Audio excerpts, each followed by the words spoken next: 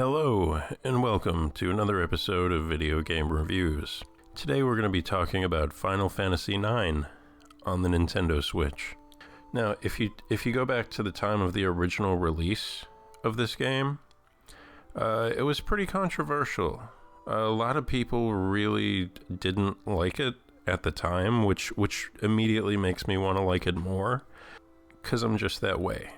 They didn't like it because where Final Fantasy 7 and 8, which really exploded the series' popularity, 7 was, went for a slightly, I guess, like more realistically proportioned characters, and then 8 took that even further, made the characters even more realistic, and then 9 scaled it back, kind of went old school with it, back to the 2D, not that it's 2D, it's obviously 3D, you can see the screen, but in terms of back in the 2D days, the characters were like chibi style, or I don't like the term, but super deformed, it's sometimes called, with a big head and a smaller body, and so that's this. They wanted to return to their roots here with Final Fantasy IX, and so I found that appealing.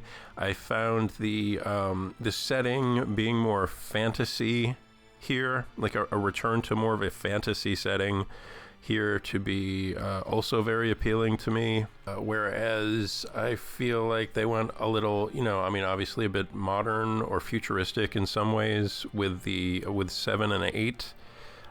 So 9 was like a return to the old school in terms of character design and setting, is basically what I'm trying to say. And so I found that immediately appealing. So I always kind of favored 9, and to go on a tangent for a minute here, as I am wont to do, a very similar thing happened with Wind Waker, which is now highly regarded, of course, as it should be, in my opinion.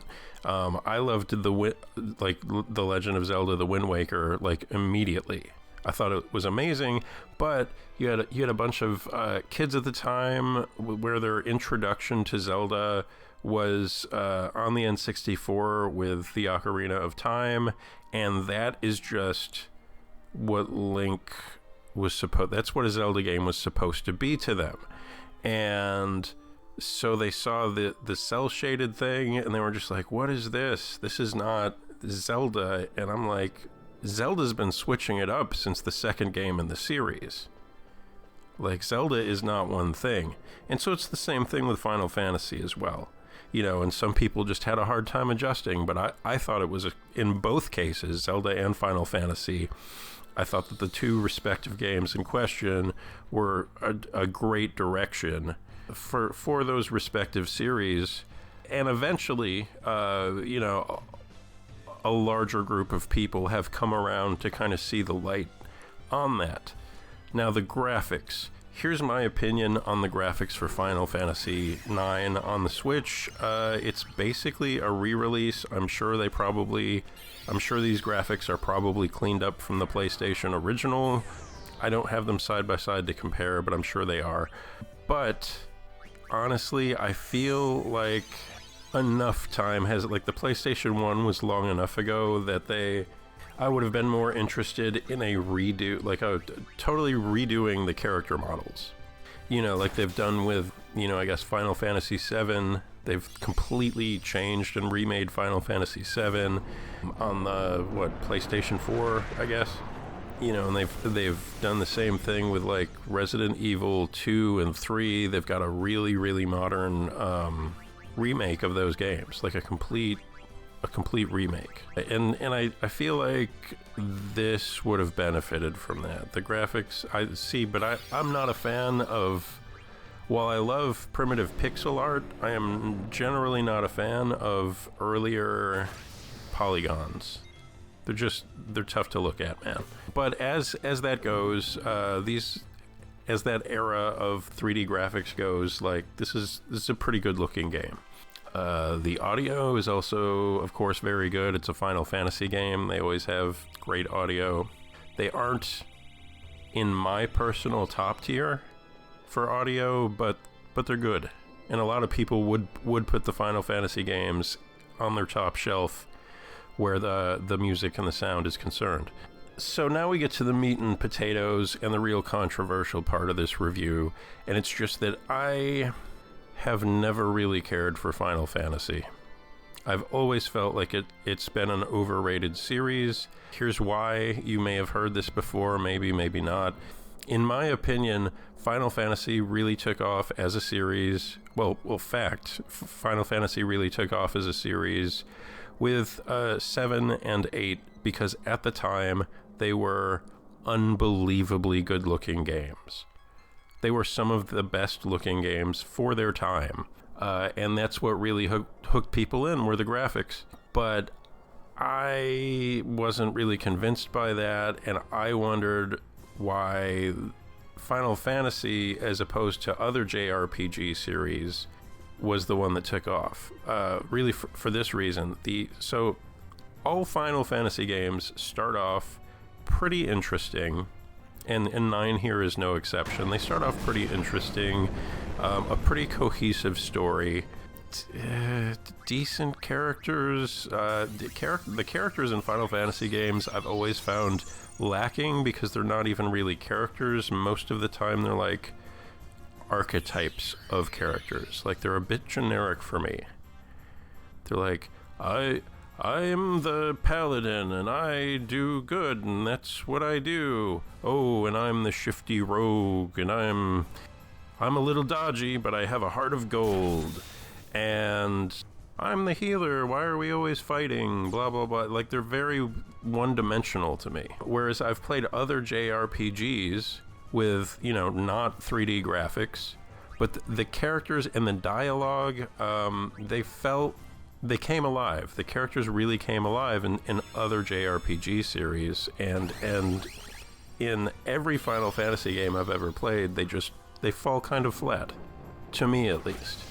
So the other major issue that I have always had with the Final Fantasy games is, like I was saying earlier, they start off with a fairly cohesive story, and then somewhere around the midpoint, the world really opens up to exploration, and kind of the downside of that is the story, in my opinion, tends to fall apart.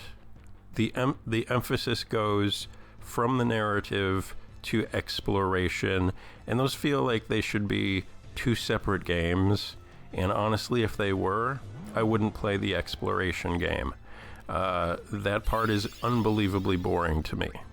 I started with a narrative. I'd like you to continue the narrative and keep it tight, keep it together. And Final Fantasy games, I think invariably don't, in my opinion.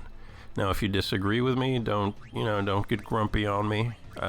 Most people love these games, love them. I just don't. And 9 here is unfortunately no exception. It does the same thing. So if you're bothered by that, if you agree with what I'm saying about the one-dimensional, or two-dimensional, if you want to put it that way, characters and character development, and the way that the story falls apart, then don't pick up 9. It's not going to be an exception for you. However, if you're a big fan of Final Fantasy, then I don't see why you wouldn't also love 9 here. The other thing, in my opinion, they just don't know how to tell a story. Like I said, around that midpoint, once they open things up, and the story falls apart, they try to pull off plot twists, except for they're ridiculous. They don't usually fit in with the established narrative, and they're not, like, a plot twist is supposed to be, it's supposed to be a jaw-dropping thing. It's supposed to be really kind of take you for a loop. And in Final Fantasy, I feel like they're just almost nonsensical, and they just don't have the impact that a plot twist should have. It's like they're trying to pull off plot twists for the sake of pulling off a plot twist, and it just does not work for me. But again, if it's your bag and you love it, then good on you. Go ahead, get this number 9. And so, to be honest with you, man, that's all I really have to say about Final Fantasy IX. What it boils down to is, if you like Final Fantasy, go for it. If you don't, this one will not change your mind, I don't think. So is it worth the money? Again, you can put it on your wish list. It does go on sale if you're just like hankering for a good old school style JRPG, and Final Fantasy works for you, then yeah, man, go for it. Do I personally recommend it if you find that your taste in games is similar to mine? I don't. I straight up don't. So anyways, thank you for watching. Please click like and subscribe. Click the little bell so you can get notified when I release a new video.